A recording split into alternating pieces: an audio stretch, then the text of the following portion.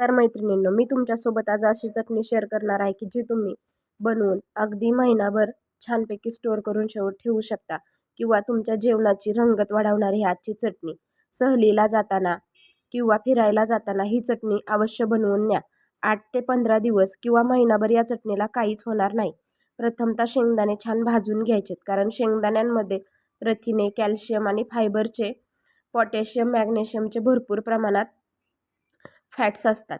त्याप्रमाणेच तिळामध्ये दातांच्या बळकटीसाठी आणि स्वच्छतेसाठी तिळांचा चांगलाच उपयोग होतो.